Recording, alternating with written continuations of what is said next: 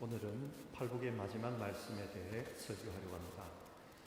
복되도다 의를 위하여 박해를 받은 사람들이여, 왜냐하면 천국이 그들의 것이기 때문이다.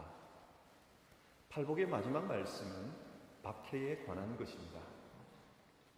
근데 여러분, 박해받는 것이 왜 복이죠? 현실에서는 이해가 안 되는 말씀입니다. 그러나 하나님의 말씀은 진리입니다.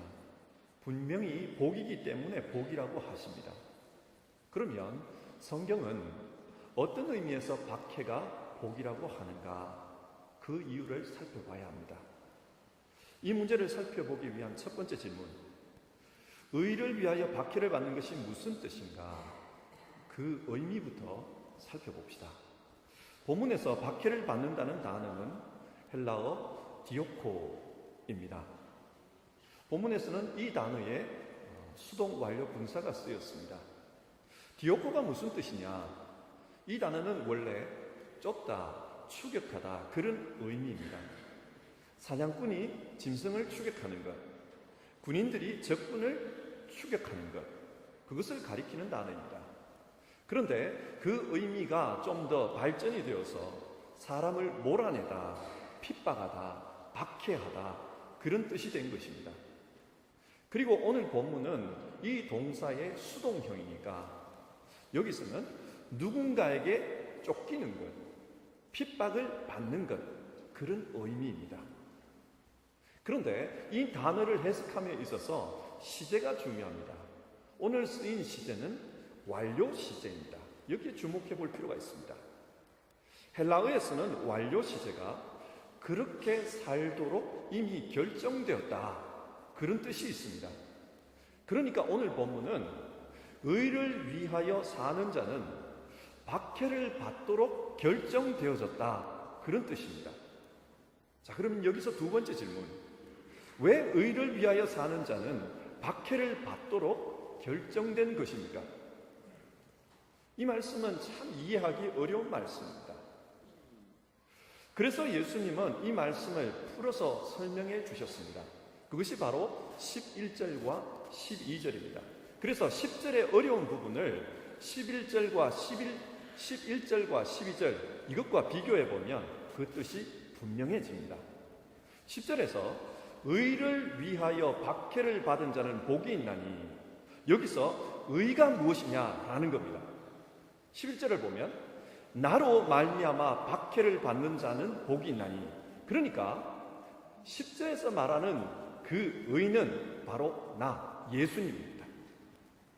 예수 믿는 사람들은 예수님 때문에 박해를 받을 수밖에 없도록 그렇게 결정되었다는 뜻입니다. 요한복음 15장 18절부터 20절에 나오는 말씀입니다. 비머를 통해서 말씀에 한번 집중해 주십시오. 세상이 너희를 미워하면 너희보다 먼저 나를 미워한 줄을 알라. 너희가 세상에 속하였으면 세상이 자기의 것을 사랑할 것이나 너희는 세상에 속한 자가 아니요 도리어 내가 너희를 세상에서 택하였기 때문에 세상이 너희를 미워하느니라. 내가 너희에게 종이 주인보다 더 크지 못하다 한 말을 기억하라. 사람들이 나를 박해하였은즉 너희도 박해할 것이요 내 말을 지켰은즉 너희 말도 지킬 것이라. 이 말씀에 따르면 우리가 박해를 받는 이유는 예수님에게 속했기 때문입니다. 세상은 예수님을 박해하였습니다. 그처럼 예수님에게 속한 우리 역시 박해를 받을 수밖에 없습니다.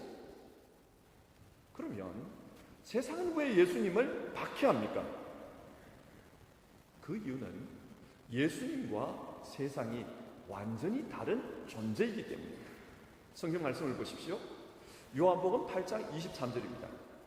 너희는 아래에서 났고 나는 위에서 났으며 너희는 이 세상에 속하였고 나는 이 세상에 속하지 아니하였느니라. 예수님과 이 세상은 존재의 기원이 다릅니다. 그것을 좀 더 구체적으로 보면 너희는 너희 아비 마귀에게서 났으니 너희 아비의 욕심대로 너희도 행하고자 하느니라. 무슨 말입니까? 이 세상 사람들은 마귀의 자식이라는 것입니다.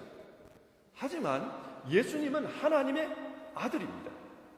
그러니까 존재가 다른 겁니다. 이렇게 서로 존재가 다르기 때문에 서로 충돌합니다. 이것을 요한복음 1장은 빛과 어두움의 대립으로 표현하고 있습니다. 빛이 왔을 때 어두움이 깨닫지 못하였다. 예수님과 세상은 빛과 어두움처럼 그렇게 대립하는 겁니다. 다릅니다. 다르기 때문에 대립합니다. 예를 들어 한번 생각해 봅시다. 한국에서 어떤 예수 믿는 분이 직장의 회식 자리에 갔습니다. 그런데 그 회식 자리의 분위기가 너무 퇴폐적이고 흥청망청하는 그런 분위기였습니다. 요즘 미투 운동이 많이 소개되고 있잖아요. 회식 자리, 그런 자리에서 이런 일들이 많이 일어납니다.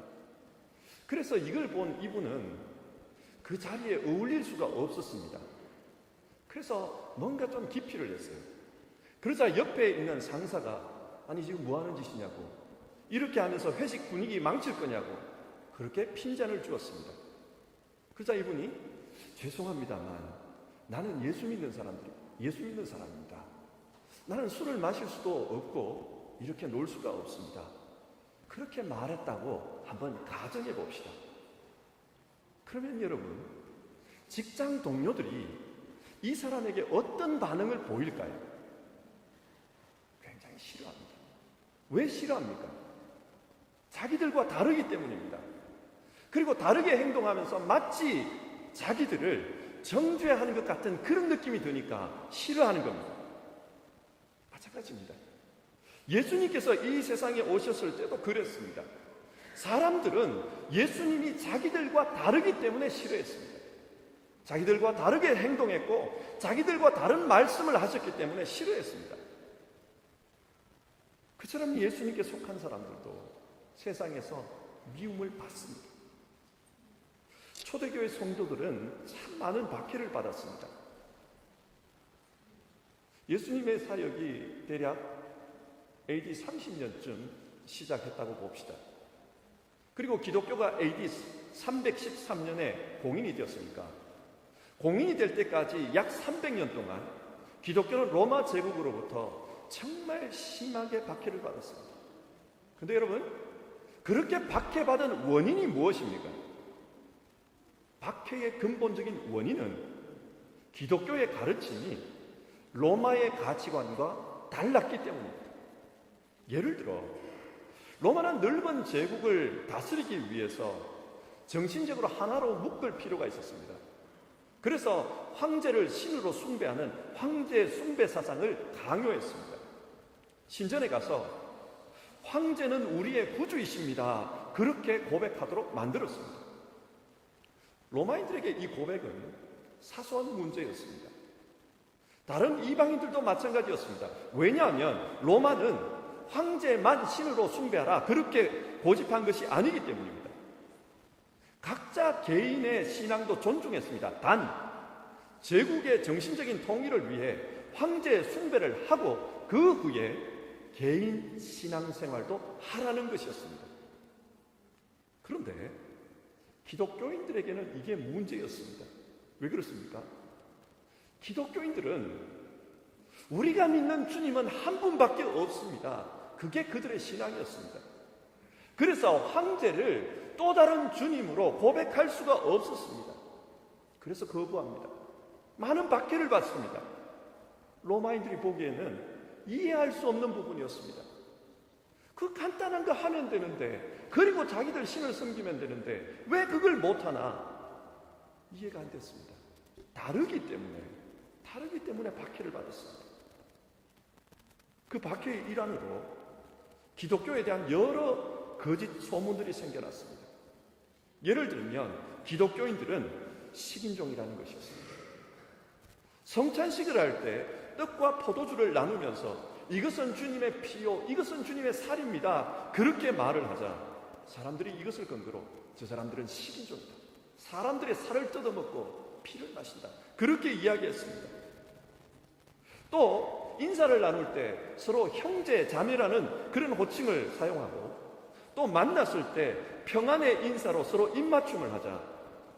이것을 빌미로 저 사람들은 성적으로 윤리적으로 난잡한 사람이다, 부모 형제도 없고 이상한 관계의 사람들이다, 그렇게 몰아붙였습니다. 그뿐만이 아닙니다. 카타콤 같은 지하 공간에서 모임을 가지자 이들은 귀신같이 음침한 존재라고 했습니다. 로마가 볼 때 기독교의 희생, 사랑, 평화의 가르침이 그들이 주장하는 노예제도, 정복과 침략, 착취, 이런 문화와 다르기 때문에 이들은 이런 소문들을 만들어냈던 것입니다. 기독교인들이 박해를 받은 이유는 로마와 달랐기 때문입니다. 삶의 방식과 가치관에서 달랐습니다. 그래서 박해를 받았습니다. 그런데 다르다고 해서 다 박해를 받는 것입니까? 예를 들어 내가 다른 사람과 달라도 내가 만약 힘이 더 강하다면 나는 박해를 받지 않을 것입니다. 문제는 내가 약하기 때문에 박해를 받습니다. 그런데 이 세상에서 기독교인들은 강자가 아니었습니다. 세상 사람보다 약자였습니다. 예수님께서 제자들을 세상으로 보내시면서 하셨던 말씀을 한번 생각해 보십시오. 보라, 내가 너희를 보냄이 양을 이리 가운데 보냄과 같도다. 무슨 말입니까? 예수님은 자신의 제자들을 양이라고 불렀습니다. 반면에 세상을 일이라고 했습니다. 세상이 예수님의 제자들보다 더 강했습니다. 그렇기 때문에 제자들은 세상 속에서 박해를 받을 수밖에 없었습니다. 고린도전서 1장의 말씀입니다. 비물을 봐주십시오. 형제들아, 너희를 부르심을 보라. 육체를 따라 지혜로운 자가 많지 아니하며 능한 자가 많지 아니하며 문벌 좋은 자가 많지 아니하도다. 그러나 하나님께서 세상의 미련한 것들을 택하사 지혜 있는 자들을 부끄럽게 하시고 세상의 약한 것들을 택하사 강한 것들을 부끄럽게 하시나니, 하나님께서 택하신 그리스도인들은 약자였습니다. 문벌이 좋은 사람들이 아니었습니다. 지혜로운 자가 아니었습니다. 능한 자들이 아니었습니다. 여러분, 하나님은 왜 이렇게 하실까요? 왜 약자들을 택하실까요? 여기에 하나님의 비밀이 있습니다. 하나님은 약함을 통해 복음이 무엇인지를 나타내려고 하셨던 것입니다. 복음이 뭡니까? 복음은 내 힘이 아니라 하나님의 힘으로 사는 것입니다. 인간은 스스로의 힘으로 구원에 이를 수 없다. 따라서 예수 그리스도의 권능 외에는 구원의 길이 없다. 그것이 복음입니다. 이것을 보여주기 위해서 하나님은 철저하게 약한 자들, 자기 힘으로는 어쩔 수 없는 자들을 부르셨습니다. 그리고 약한 자리에 머물게 하셨습니다. 이를 통해 자기 힘이 아니라 오직 예수 그리스도의 힘으로, 그의 권능으로, 그의 은총으로 구원에 이를 수 있다는 것을 가르치셨던 것입니다. 역사를 보면 그리스도인들이 스스로 강하다고 생각했을 때, 스스로의 능력으로 문제를 해결할 수 있다고 생각했을 때, 이상하게도 교회는 타락했습니다. 교회가 세상의 강자가 되었을 때 교회 안에는 더 많은 문제들이 생겨나는 것을 봅니다. 왜 이렇습니까? 하나님은 우리가 세상에서 약한 가운데 머물며 그 복음을 알고 복음으로 살기를 원하셨습니다. 그래서 의를 위하여 핍박받는 것이, 약하기 때문에 의를 위하여 핍박받는 그것이 복이라고 하십니다. 박해 가운데 있을 때 기독교는 정말 기독교다운 종교일 수 있습니다. 그래서 하나님은 세상 속에서 환난을 당할 때 그 환난에서 건져주시기는 하시지만, 그러나 그 환난 자체가 없어지게는 하시지 않았습니다. 환난이 복이었습니다. 세 번째 질문입니다. 그러면 박해를 받는 사람들은 이 박해 속에서 어떤 자세로 살아야 합니까? 12절입니다. 기뻐하고 즐거워하라. 여러분, 박해를 받는데, 내가 고난 가운데 있는데 어떻게 즐거워할 수 있습니까? 정상적으로는 말이 안 되는 이야기입니다. 그러나 이유가 있기 때문에 즐거워하라고 합니다. 그 이유가 뭡니까? 12절, 하늘에서 너희의 상이 큼이니라. 하나님은 믿음 때문에 박해받는 자들에게 상을 약속해 주셨습니다. 요한계시록 2장 10절의 말씀입니다. 너는 장차 받을 고난을 두려워하지 말라. 내가 죽도록 충성하라. 그리하면 내가 생명의 관을 네게 주리라. 예수님은 생명의 면류관을 약속해 주셨습니다. 영생을 약속해 주셨습니다. 여기서 면류관은 승리의 관입니다. 이 세상에서는 약자로 살고 핍박받는 자로 살고 지는 자로 살지만, 그러나 마지막에는 승리할 것입니다. 죽음을 이기고 영생을 얻을 것입니다. 주님께서 그것을 약속해 주셨습니다. 또 어떤 상을 약속해 주셨습니까? 요한계시록 20장 4절입니다. 내가 보니 예수를 증언함과 하나님의 말씀 때문에 목배임을 당한 자들의 영혼들과 짐승과 우상에게 경배하지 아니하고 그들의 이마와 손에 그 표를 받지 아니한 자들이 살아서 그리스도와 더불어 1000년 동안 왕노릇하리라. 믿음 때문에 목배임을 당한 자들, 여러분 이들이 누구입니까? 황제 숭배를 거부하다가 순교한 사람들입니다. 그 사람들에게 주님께서 함께 1000년 동안 왕노릇하는 권세를 주셨습니다. 여기서 1000년이란 숫자적인 1000이 아니라 아주 긴 세월, 영원한 세월을 의미합니다. 영원히 주님과 함께 왕노릇하는 그런 상을 주셨습니다. 성경은 지금 박해를 받을 때 하늘의 상이 있다고 우리에게 말씀합니다. 그리고 박해를 받는 그 순간 하늘의 상을 생각하며 그 환난을 견디라고 합니다. 그것이 박해받는 자들에게 요구되는 자세입니다. 하늘의 상을 기억하며 환난을 견디라. 그리고 또 어떤 자세로 박해를 견디라고 합니까? 10절입니다. 천국이 그들의 것입니다. 이걸 믿으라는 겁니다. 천국이 그들의 것이다. 이걸 믿으라고요. 여기서 천국이란 장소적인 의미의 천국도 말이 되지만 하나님께서 우리 가운데 임하심으로 이루어지는 천국을 가리킵니다. 예를 들어 보겠습니다. 성경에 나오는 기독교 최초의 순교자는 스데반입니다. 스데반은 사람들 앞에서 예수 그리스도를 주님으로 증거하다가 돌에 맞아 죽었습니다. 스데반이 죽어가는 그 순간 하늘문이 열리고 예수 그리스도께서 하나님 우편에 서 계시는 것을 스데반은 보았습니다. 그래서 그 주님을 보면서 기도합니다. 주여, 이 죄를 저들에게 돌리지 마옵소서. 몰라서 그렇습니다. 돌로 치는 자들을 위해 중보기도를 드립니다. 여러분, 이게 어떻게 가능할까요?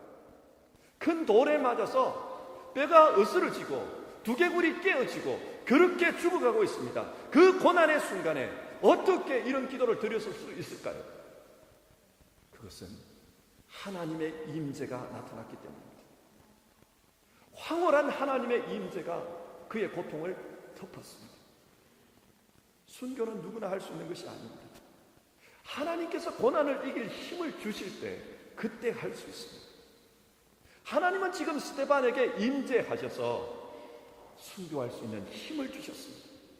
그래서 스데반은 하나님께서 자신 가운데 임한 그 천국의 황홀함 가운데 죽음의 고난을 이길 수 있었습니다.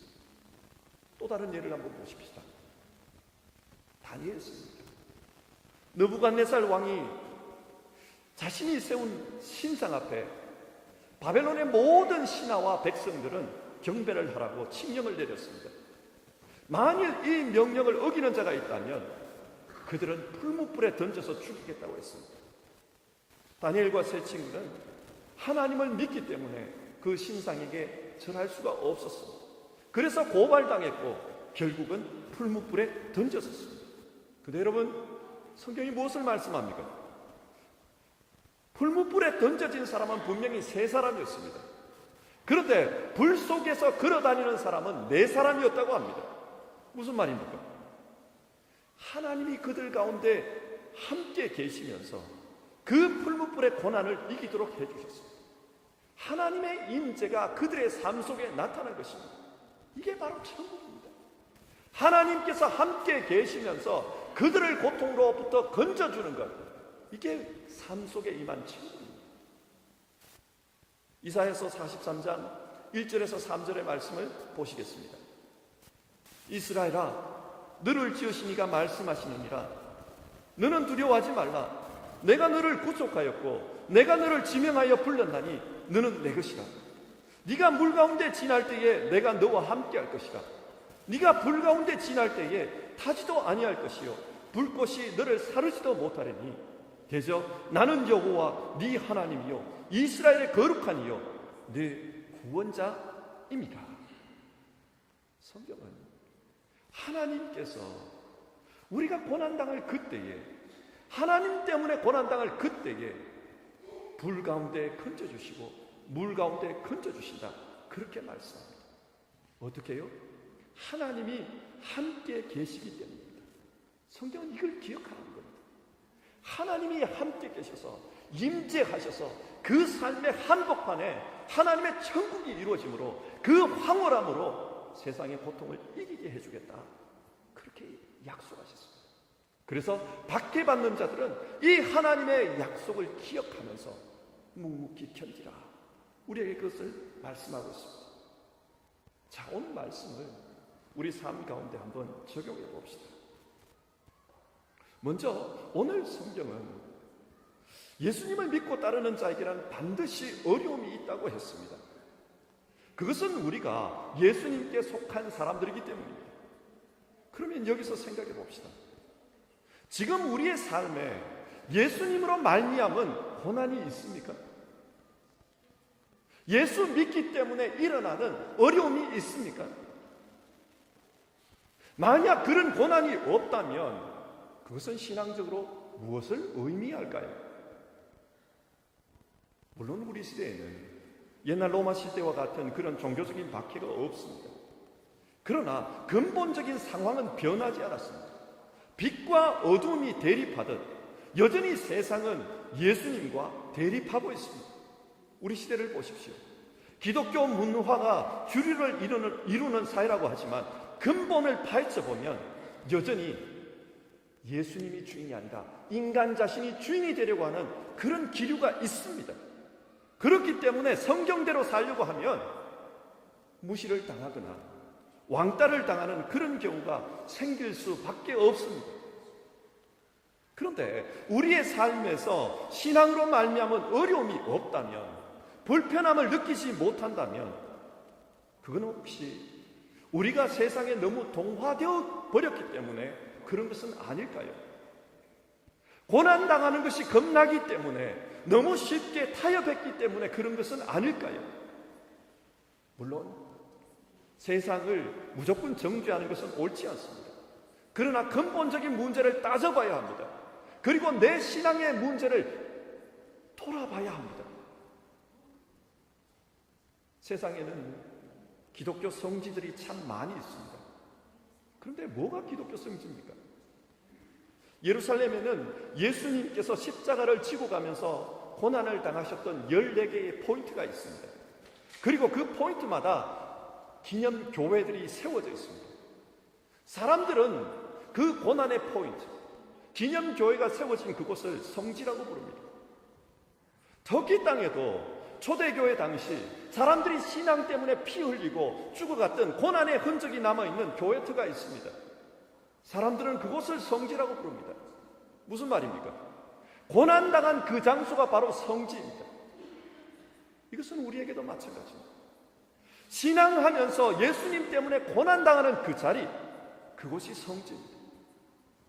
저는 저의 인생이 주님 보시기에 성지였으면 좋겠습니다. 세상적으로 보면 보잘것없는 인생이지만, 그러나 주님이 보실 때는 주님의 고난의 흔적이 있는 거룩한 삶의 자리였으면 좋겠습니다. 그렇기 위해서는 편안하게 살기 위해서 타협해서는 안 됩니다. 세상의 주류에 따라가서 그래서 대세에 편성해버리면 안 됩니다. 우리는 대세가 아니라 대의를 따라야 합니다. 진짜 신앙은 그리스도의 남은 고난을 내 육체에 채울 때에 그때 가능합니다. 우리 모두의 삶의 자리가 주님 보시기에 성지가 되었으면 좋겠습니다. 근데 여러분, 여기서 우리가 주의해야 될 점이 있습니다. 박해와 처벌을 착각해서는 안 됩니다. 어떤 사람이 동남아시아로 여행을 했습니다.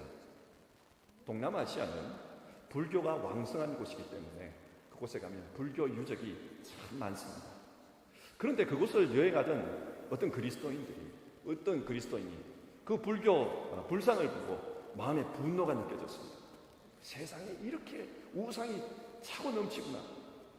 그래서 그분이 분노해서 밤에 몰래 망치를 가져가가지고 불상의 얼굴을 두들겨 패버렸습니다.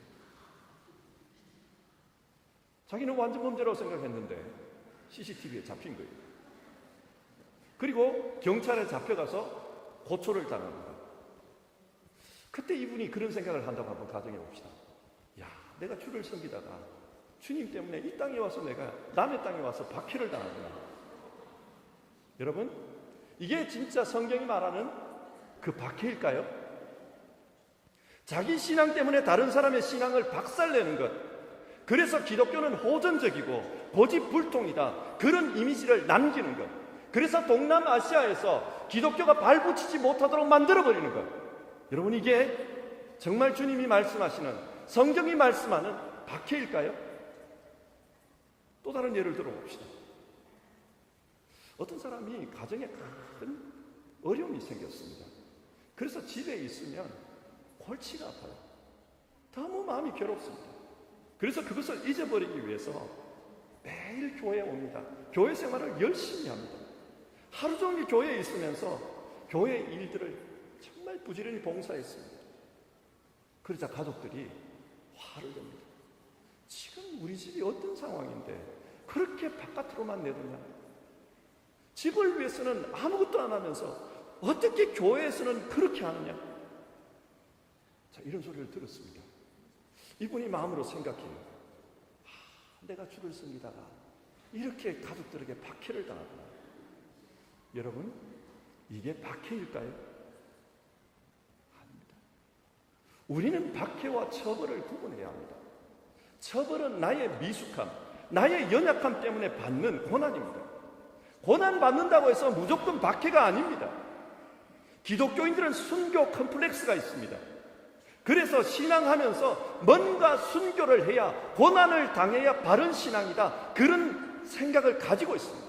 그래서 내가 잘못해서, 내가 잘못 이해해서 발생한 그런 고난까지 박해라고 생각해버리는 그런 경향이 있습니다. 그러나 이것은 아닙니다. 박해는 내가 예수님을 진짜 사랑하고 진짜 예수님 닮으려고 하다 보니 자연스럽게 따라온 결과입니다. 어떤 때는 신앙을 지키려고 하다 보니 왕따가 되어버렸고, 어떤 때는 세상에서 신앙대로 살다 보니 이방인처럼 되어버렸습니다. 그게 박해입니다. 성경은 이런 박해를 당할 때 기억하라고 합니다. 뭘 기억하라고 합니까? 시편 23편 4절의 말씀. 내가 사망의 음침한 골짜기로 다닐지라도 해를 두려워하지 않을 것은 주께서 나와 함께 하심이라. 주의 지팡이와 막대기가 나를 안위하시나이다. 내가 사망의 음침한 골짜기, 죽음과 같은 그런 고난이 있는 곳에서도 주님께서 나를 안위하시는 그것을 느낍니다. 주님의 임재가 거기에 있다는 것을 느낍니다. 그것이 본문이 말씀하는 천국이고, 박해 가운데 있는 사람들은 그 천국의 약속을 믿으라는 것입니다. 말씀을 맺겠습니다. 팔복은 천국의 사람들이 어떻게 살아가는 사람인지를 말씀하고 있습니다. 그리고 오늘 본문은 그 천국의 사람들의 삶의 결론입니다. 무엇입니까? 예수 믿고 팔복대로 살면 그 삶은 반드시 고난을 당한다는 것입니다. 현재를 살면서 우리는 과거와 같은 그런 신앙의 박해는 겪지 않습니다. 그러나 죄의 문제와 싸우면서 겪는 우리 내면의 고통, 또 이 사회에서 겪는 소외가 분명히 존재합니다. 하지만 사람들은 고통을 싫어합니다. 그래서 그 고통을 피해버리려고 합니다. 그러나 성경은 그 고통을, 그 고난을 피하지 말고 기꺼이 당하라고 합니다. 왜 그렇습니까? 그게 복이라고 합니다. 기꺼이 당하는 데서 더 나아가 기뻐하고 즐거워하라고 합니다. 왜냐하면 그 고난 속에 천국이 있기 때문입니다.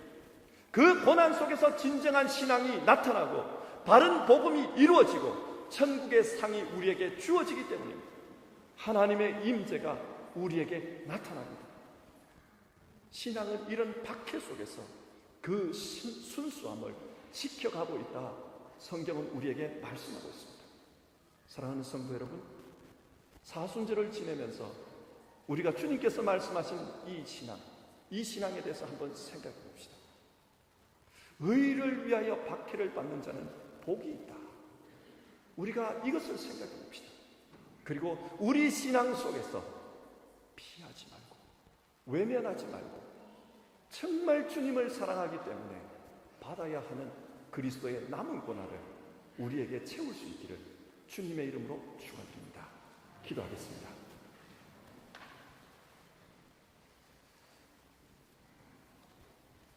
하나님 아버지, 뜨거운 풀무불이 순전한 정금을 만들듯이 고난이 순전한 믿음을 만든다는 말씀을 오늘 우리가 나누었습니다. 우리가 신앙하면서 고난 없는 신앙, 십자가 없는 영광만을 추구하지 않았는지 돌아보게 됩니다. 십자가가 있을 때 구원이 있고 십자가가 있을 때 부활이 있고 그 십자가를 통해 하나님의 나라가 이루어지듯이 우리 개인의 신앙에서도 십자가를 통해 완성해 가시는, 신앙을 완성해 가시는 그 하나님을 생각하며 신앙하기 원합니다.